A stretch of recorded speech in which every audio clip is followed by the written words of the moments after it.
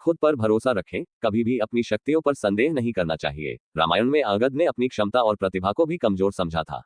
तब हनुमान जी लंका गए सीता की खोज में।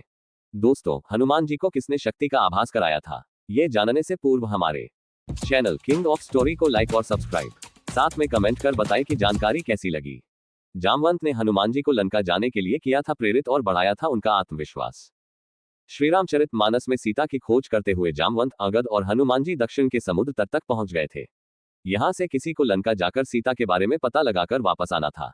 ये काम कौन करेगा, इस पर सभी मंथन कर रहे थे।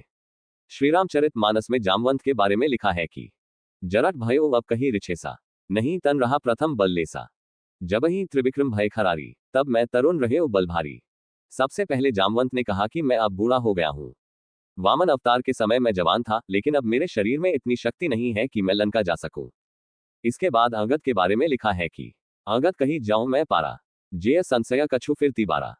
इसके बाद अंगद ने खुद की शक्ति पर शंका करते हुए कहा कि मैं लंका जा तो सकता हूं, लेकिन वापस आ सकूंगा या नहीं, इस पर मुझे संदेह है। अंगद के मना करने के बाद जामवंत ने हनुमान जी को इस काम के लिए प्रेरित किया।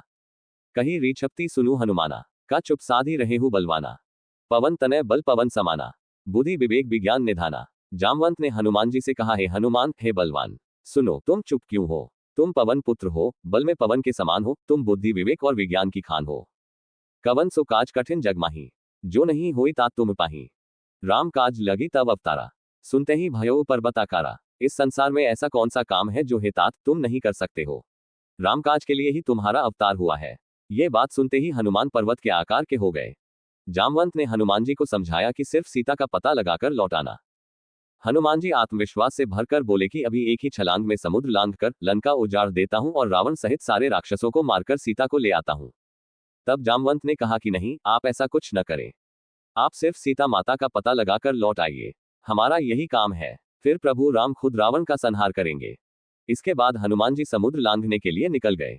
सुरसा और सिन्हिका नाम की राक्षसियों ने रास्ता रोका भी, लेकिन उनका आत्मविश्वास कम नहीं हुआ। लंका पहुंचकर उन्होंने सीता का पता लगाया, लंका जलाए और लौट आए। इस प्रसंग की सीख यह है कि हमें अंगद की तरह अपनी शक्तियों पर संदेह नहीं करना चाहिए।